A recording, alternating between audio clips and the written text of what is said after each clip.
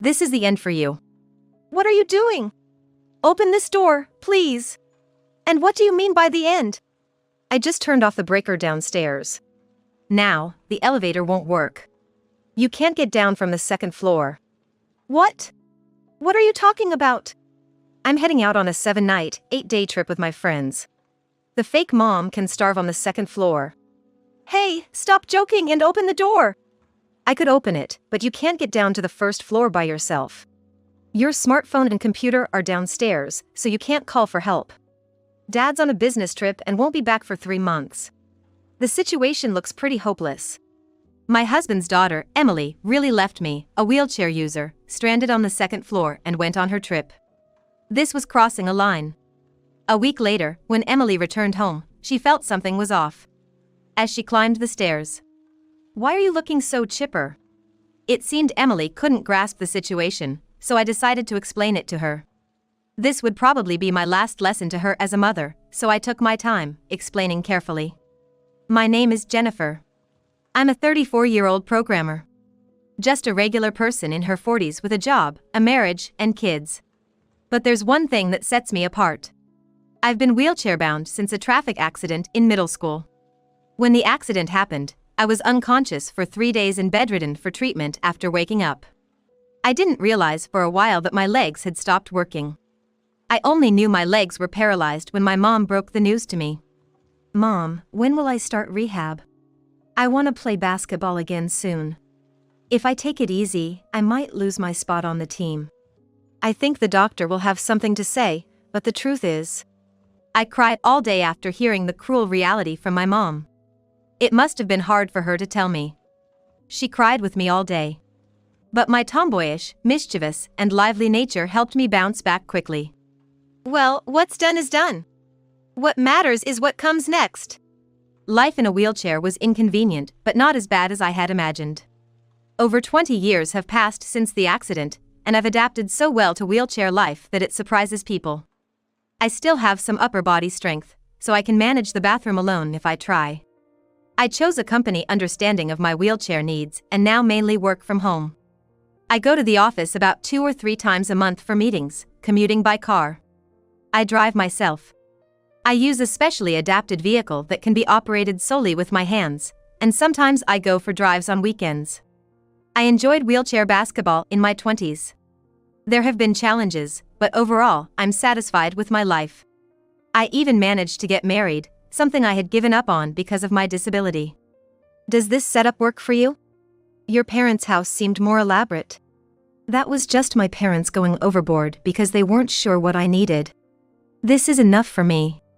We just need to install a lift for the stairs. I can't install a lift myself. Guess we'll have to wait for the professionals. I married Kevin, who is 7 years older, just last year. Our meeting wasn't dramatic, just a typical workplace romance. After getting married, Kevin and I rented a house and made it wheelchair accessible with permission. Wheelchair accessible meant simple things like installing portable ramps and handrails. The only major addition was a rail lift for getting to the second floor. And that's how our sweet newlywed life began, or at least, that's what we thought. I'm home. Jennifer, what's for dinner? Weren't you with your mom today? Didn't you eat anything there? She said she had some errand and left early. Oh dear. You should have told me if you needed dinner. I always say that, don't I? Sorry about that. My husband Kevin is a divorcee with a child. But, his daughter Emily is already an 18-year-old college student. I've known her since before we got married, and we have a good relationship. She calls me Jennifer. Emily also gets along well with Kevin's ex-wife, Mindy, meeting her sometimes and distinguishing her as mom. Despite potential issues like my disability or the dynamics with Emily, I felt joy that our family life started without any trouble. But, unbeknownst to me, seeds of trouble were growing behind the scenes. A year into our marriage, Emily, who had been friendly, became increasingly distant, now barely conversing. Welcome back. Do you want dinner? No, I don't. Upon returning home, Emily would go straight to her room on the second floor, hardly coming out. It's hard for me to go upstairs without the lift. So my life is centered around the first floor. I only go upstairs about once a month, to retrieve clothes or items from the storage room. For Emily, avoiding me, the second floor is a convenient refuge. I have no idea why my daughter has become distant towards me. I've even discussed this with my husband. Did I do something to make Emily dislike me? You can't think of anything, right? No, nothing at all. We were so close before, even when we first moved into this house. She talks to me just like she always has. Why this sudden change? It wasn't sudden. It started about a month after moving in here. Maybe living with me made her upset. Probably not. She's known about your disability since before we married. Kevin and I were at a loss, not understanding why Emily's attitude changed. Without knowing the cause, we couldn't solve it, so I tried talking to her, but it seems that wasn't the best approach. Oh, you're home early today? I only had 2 classes. Wait a moment. I stopped Emily as she was about to go upstairs. What? Emily turned to me with a face somewhere between anger and no expression. I couldn't tell her feelings, but her annoyance was clear. We haven't talked much lately. Is something going on at college? Or is it something to do with me? If you're troubled, you can tell me anything. Don't act like a mom, it's annoying. Emily mumbled and went upstairs. I thought I must have misheard. It was hard to believe she would say something so cruel. I convinced myself it was a misunderstanding, trying to ease the shock. That night, I discovered the reason behind Emily's coldness and reported to Kevin. It seems I'm the cause, she said. Don't act like a mom, it's annoying. What? Emily said that?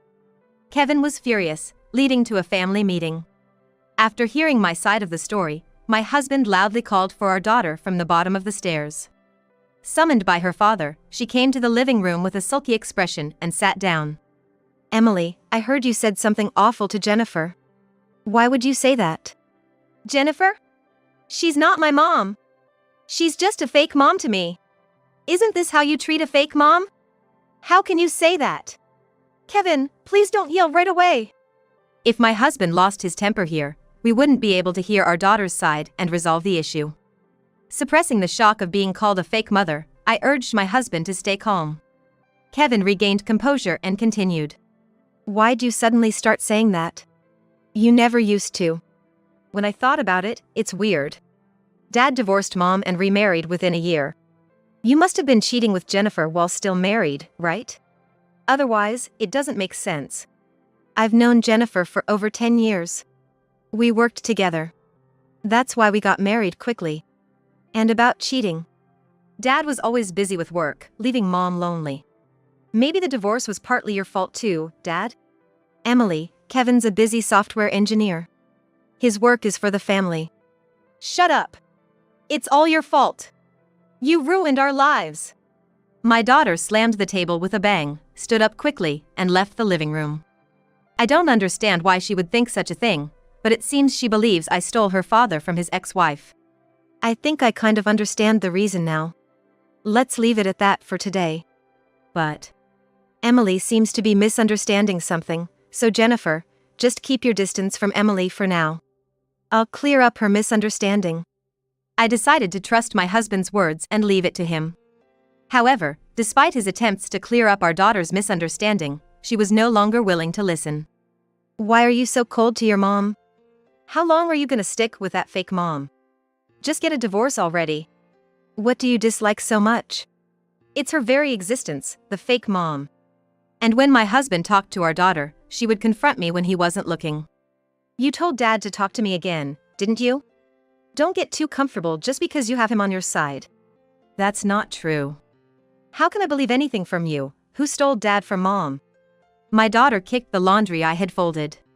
With my mobility issues, it was a struggle to pick up the clothes that were kicked out of my reach. Knowing this, she deliberately kicked the pile from the bottom to make the clothes fly further. Watching the scattered laundry, she seemed satisfied and went upstairs, while I picked up what I could reach.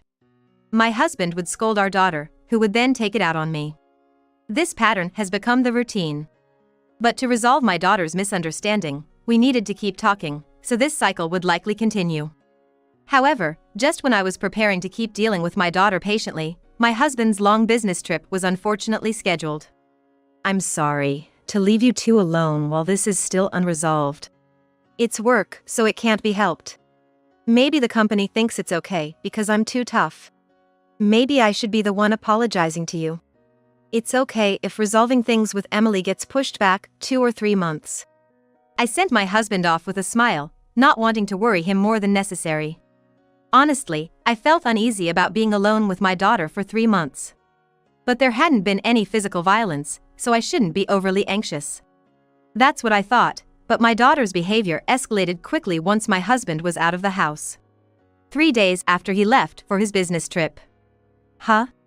Why is the picnic blanket here? Maybe Emily was using it? But she seemed to have left earlier. I decided it was okay to tidy up the picnic blanket and took it to the storage room upstairs. As I went upstairs, I heard the front door open. Huh? Is Emily back already?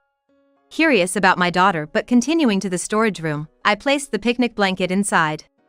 Suddenly, the door to the storage room slammed shut. This is the end for you. What are you doing? Open this door. It seemed I had fallen into my daughter's trap.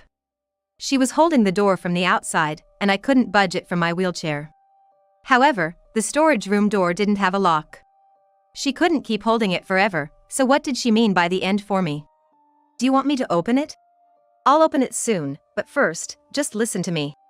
I don't want to see your face, and you move surprisingly quickly for someone in a wheelchair. So, she locked me in the storage room to avoid any retaliation from me. Indeed, being physically trained in basketball, I could understand her caution. But apart from that, her decision wasn't very wise. Do you think I'm going to hit you? And what do you mean by the end? I just turned off the breaker downstairs. Now the elevator won't work, and you can't get down from the second floor. What? What are you talking about? I'm going on a 7-night, 8-day trip with my friends, so I'll help you in a week. Starve on the second floor, fake mom. Hey, stop joking! Open the door! I could open it, but you can't get down to the first floor alone. Your smartphone and computer are downstairs, so you can't call for help, and Dad's on a business trip and won't be back for 3 months. The situation looks pretty hopeless. Why are you doing something so terrible? Because you stole Dad from Mom. Just get a divorce already. Then Mom can remarry Dad. She even broke up with her boyfriend, thinking Dad would come back to her if she knew about Mom's feelings. Kevin would never remarry Mindy. Because... What do you know? Good luck surviving. The sound of hurried footsteps faded away. Emily must have run out of the house, and when I opened the door of the storage room, no one was there. I stepped into the hallway and headed towards the stairs. Passing by Emily's room, I noticed a board about 8 inches high fixed at the bottom of her door. It's made so the door can be opened, but I can't enter the room in my wheelchair. Emily had found a clever way to trap me on the second floor while also maintaining her privacy. Reaching the stairs, I found a few pieces of bread and a bottle of water on the floor. Likely a precaution to ensure I didn't starve to death. However, while I could drink tap water for hydration, the bread was clearly not enough for a week. Her intent to starve me seemed serious. This has crossed a line. I resolved to teach Emily and whoever orchestrated this situation a harsh lesson. A week later, Emily returned from her trip. I secretly observed her taking off her shoes at the entrance, hiding at the back of the room. She stepped into the house and started looking around. Sensing something different about the house today. The stair lift was on the first floor, and there were unusual shoes at the entrance. However, my daughter, seemingly oblivious to this, felt something was off but couldn't quite put her finger on what it was. As usual, she quickly went upstairs without realizing the exact cause of her unease. I followed her, and halfway up the stairs, I heard her loud voice. Why are you here? Shall I explain? What? How come you're looking so well?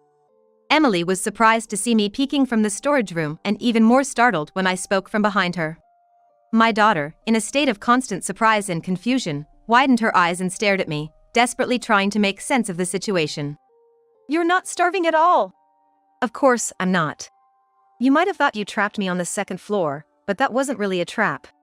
But wasn't the stair lift supposed to be unusable? The lift is battery-powered, so it works even when the breaker is off. It's a standard feature for power outage situations. Then, yes, right after you left for your trip, I went downstairs using the lift. Even if it hadn't worked, I could have asked for help from a window. As for the breaker, I usually use a stick to reset it, so no issues there. And thanks for the bread, by the way. It made a nice snack. Emily had grown cold towards me about a month after moving in. Because she reduced her interactions with me early on, she never fully understood the extent of my mobility limitations. Even after living together for a year, she didn't fully grasp how the stair lift worked. Right after she left for her trip, I went downstairs as usual and immediately called Kevin to report what had happened. When Emily learned that I wasn't starving, she quickly looked towards the storage room and pointed to a person sitting there in Siza, shouting, "Why is Mom here? And why is she sitting like that? What are you up to?" I'll explain that. My husband had been standing right next to the storage room door all this time, but Emily was too shocked by the sight of her mother and me to notice him. So, she yelled out in surprise again. "Dad! Why are you here? Aren't you on a business trip?" Huh? It's not an overseas trip. It's Sunday and I'm off work, so it's not strange for me to be home, he replied. Emily's naive question seemed to perplex my husband. At 19 and with only part-time job experience, she had assumed that long-term business trip meant he couldn't come home often. However, his business trip was just a 3-hour drive away, and he planned to return home every 2 weeks. Today, a bit earlier than scheduled, he came back due to the situation with Emily. "I heard from your mother about the nonsense you've been up to and telling me to divorce." "Yes. It's all because of this fake mom. If she wasn't here, Mom and Dad could remarry." "I'm never getting a divorce, and I won't remarry Mindy." "Why not? The reason for the divorce might be Mom's affair, but wasn't it also because you were always working? Besides, Mom can't forget you, she's repented, and left her affair partner, waiting for you." Hearing Emily's words, my husband and I sighed. Mindy, unable to bear the tension, her head bowed, staring at the floor. "Mindy, explain it yourself. That's why I brought you here." "Yes. The affair was not because of your work. It was just me enjoying playing around with men," Mindy confessed. "Lies, right? You said the affair was because of Dad's work. And that you left the other man because you couldn't forget Dad?" "It's not like that. I was dumped again because of my infidelity. I've always had a low income from part-time jobs. Over 40 now, I can't find a new job or catch a new man. Struggling for money, I thought of getting help from Kevin again. But then I heard he remarried." "So you fed Emily lies about me having an affair with Jennifer even before the divorce, trying to disrupt our life and set the stage for a divorce?" "Yes. That's true." When Emily locked me upstairs, Mindy had mentioned wanting to remarry Kevin. So, after hearing from me, Kevin immediately contacted Mindy. Upon confronting her, it became clear she had been manipulating Emily. The quickest way to clear Emily's misconception that I stole Kevin from Mindy was to let her hear the truth from Mindy herself. Therefore, Kevin arranged for Mindy to be at the house when Emily returned from her trip. "What? So, I was deceived by Mom?" It seemed as if Mindy was the mastermind and Emily a victim. But even if deceived, Emily had crossed a clear line. So, Kevin prepared to take a firm stand.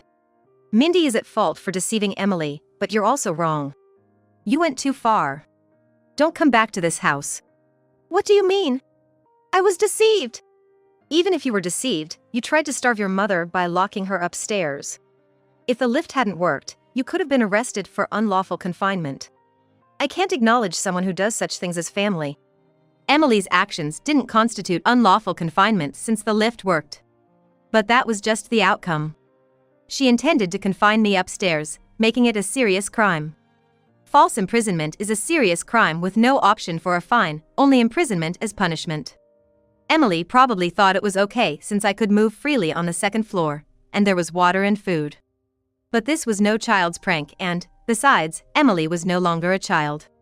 "This is outrageous. But I'm only 19. Kicking me out of the house before I'm even 20 is unreasonable." In the eyes of the law, you're an adult at 18. Parental rights have already ended. You're not a child who can be indulged anymore. "What do you mean? I'm still a student and can't do anything, and yet I'm considered an adult?" That's the law. If you have a complaint, take it up with the government. We'll pay for your college tuition until you graduate. But you need to figure out your own living arrangements and expenses. "That's impossible. Hey, I can go live with Mom, right? She'll take care of me, won't she? I can't. I'm struggling financially and tried to use you to get help. I can't possibly take care of you. Regardless of what the law says, I'm still a child. Parents should take responsibility. Make up for deceiving me. Rejected by Kevin, Emily had no choice but to turn to her mother Mindy, who was living in tight circumstances. I could also turn to Kevin, Mindy, or our grandparents, but none of them were close enough to the university. Knowing her lack of options, Emily had to rely on Mindy. I can at least stay in the house. If you move in, I'll end up having to take care of your living expenses, right? I can see where this is going. I'm not like you. No, you're the same as me. You're my daughter, after all. An ugly, self-deprecating argument unfolded before us. I wish they would stop fighting in someone else's home. Excuse me, can you take this discussion elsewhere? Emily and Mindy left the house without a word. It felt a bit pitiful, but Kevin was right, Emily was no longer a child. She might have endangered my life if things had gone differently. Making her realize the gravity of her actions is also a parent's duty. I watched her leave, hoping for her growth in the future. In the end, Emily moved in with Mindy. Mindy was living in a cramped, cheap apartment due to her financial situation. Emily moving in meant a cramped life with no privacy. Mindy told Emily to contribute to some of the living expenses like rent and utilities. Since Kevin wouldn't provide anything other than tuition, Emily had to pay these expenses from her part-time job earnings. But as a student, she couldn't always work.